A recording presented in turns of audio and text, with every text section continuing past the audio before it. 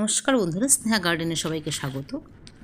তো আমি ছাদ বাগানে বেশ কিছু আলু চাষ করেছি প্লাস্টিকের প্যাকেটের মধ্যে, ক্যারেটের মধ্যে এবং জৈব পদ্ধতিতে। এবং আলু একটি শীতকালীন ফসল, অর্থাৎ 18 থেকে 24 ডিগ্রি সেন্টিগ্রেড তাপমাত্রায় খুবই ভালো হয়। আর তাপমাত্রা যদি বাড়তে থাকে তাহলে রোগ পোকার আক্রমণও বাড়ে। তো গাছগুলো অনেক বড়ই হয়ে গেছে এবং কীভাবে করছি সেটা একটু দেখাচ্ছি। তো রান্না করার সময় আলু আমি কেটে রেখে দিই, দুটো তিনটে চোখ যুক্ত আলুকে রেখে দিই। প্রায় 40 থেকে 50 গ্রাম ওজনের হবে আলুর টুকরোগুলো। এবং মাটি খুবই ফাঁপা, হালকা মাটি, কম্পোস্ট এবং গোবর সার মিশিয়ে বসিয়ে দিয়েছি। তো তার উপরে একটু জাবড়াকরণ করে দিচ্ছি যেন তাড়াতাড়ি অঙ্কুরিত হয়, চারাটা যেন বেরিয়ে আসে চোখগুলো থেকে।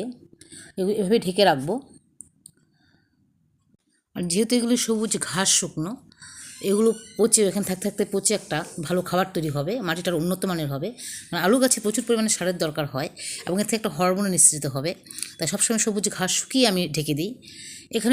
এখানেও আবার নিয়েছি কিছু আলু, একটু বস্তাতে রোপণ করবো। কিছু পেঁয়াজও টুকরো নিয়েছি, কেন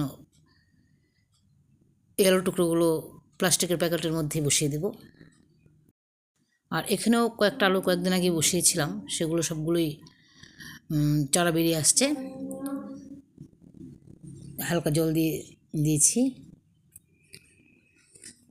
তো প্লাস্টিকের প্যাকেটে আলুগুলো বসাচ্ছি এখন। মাটি তৈরি করাই আছে, গোবর সার, কম্পোস্ট, কিচেন ওয়েস্ট শুকনো, এগুলো দিয়ে তৈরি করা মাটিটা। এবং আলুগুলো বসিয়ে দিচ্ছি।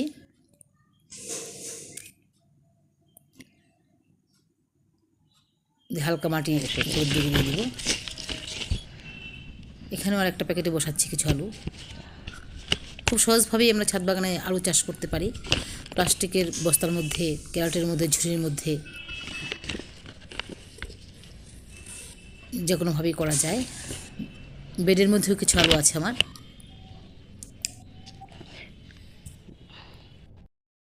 তার কয়েকদিন পর আলু গাছগুলো এত বড় হয়েছে, এখানেও কয়েকটা আলু হচ্ছে। তো এই যে আলু গাছগুলো, একটু লিকুইড খাবার প্রয়োগ করব। সবজির খোসা ভেজানো জল, কলার খোসা ভেজানো জল, পেঁয়াজের খোসা ভেজানো জল সবসময় দিচ্ছি। এই প্যাকেটের আলুগুলো এত বড় হয়েছে। এবং কিছু পাতা তুলে নিচ্ছে শাকের জন্য, কারণ পাতা থাকলে নষ্টই হয়ে যায়। দুপুরের দিক থেকে কিছু পাতা, যে পাতাগুলো সবুজ সতেজ, সেগুলো তুলে নিচ্ছি। আলু পাতা শাক খেতে খুবই টেস্ট, একদম নরম, অনেক প্রোটিনও পাওয়া যায়। আর মাঝে মধ্যে একটু কীটনাশক বলতে নিম অয়েল স্প্রে করে দিই যেন রোগ পোকার আক্রান্ত না হয়।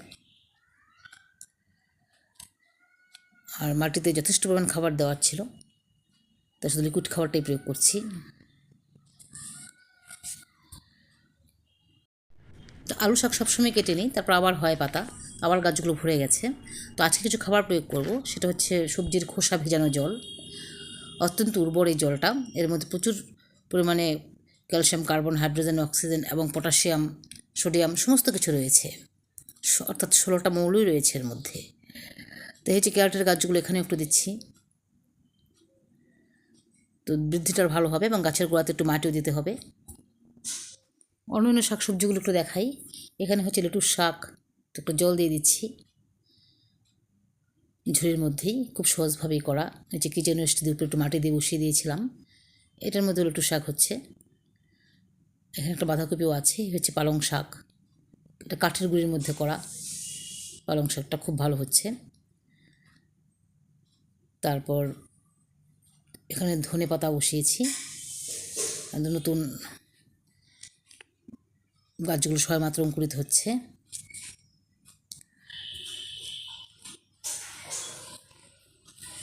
এখানে হচ্ছে একটা বোগেনভিলিয়া ফুলের গাছ, গাছের মধ্যে একটা ডাল বসিয়েছিলাম। তো গাছটা অনেক বড় হয়েছে, পুরোটা কিচেন ওয়েস্টের উপর করা।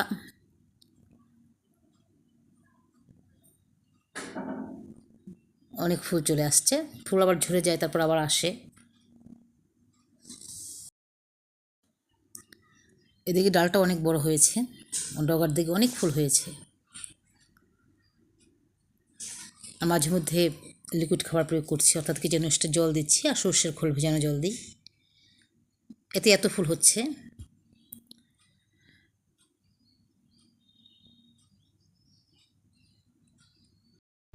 টমেটো গাছগুলো ফুল চলে আসছে, প্রচুর ফুল এসছে, কুড়িও চলে আসছে। তো নিচে কিচেন ওয়েস্ট আর একটু ধুলোবালিযুক্ত মাটি দিয়ে লাগিয়েছিলাম। এখানেও আরেকটা, একটু খুঁটি বেঁধে দিব, প্রচুর ফুল চলে আসছে। তো এখানে টবের ফুলকপি গাছগুলো ওতে ফুল চলে আসছে। এখানে দুটো ফুলকপি, প্রচুর ফুলকপি হচ্ছে, প্রায় 70টার মতো ফুলকপি গাছ করেছি এবার। এখানে বাঁধাকপি অনেকটা টাইট হয়ে আসছে বাঁধাকপিগুলো। তো আগেরবার 25টার মতো কপি গাছ বসিয়েছিলাম, এবার 70 থেকে 80টা গাছ বসিয়েছি। এখানে আছে ওলকপি,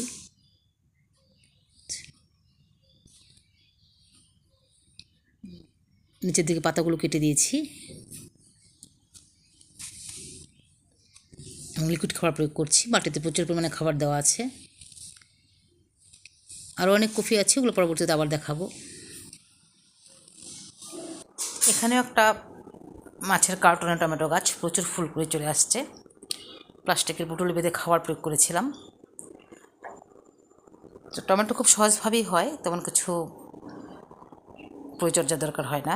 তো এই কার্টুনটার মধ্যেও আলু রয়েছে, একটা টমেটো গাছও আছে, ডাঁটা গাছও আছে, নিচে অনেক আলু আছে। তো এই আলুটা তুলে নেওয়ার সময় হয়ে আসছে। তো আরও অনেক শাকসবজি হচ্ছে। তো ভিডিওটা বেশি বড় করছি না, এখানে শেষ করছি। পরবর্তীতে আবার দেখা হবে নতুন কিছু নিয়ে। ততক্ষণ আপনারা ভালো থাকবেন, সুস্থ থাকবেন, এবং পরবর্তীতে কীরকম আলু পাই সেটা আবার দেখাবো। তো আজ এখানেই রাখছি। ভিডিওটা ভালো লাগলে লাইক করে দেবেন, সাবস্ক্রাইব করে পাশে থাকবেন এবং বেশি করে শেয়ার করবেন।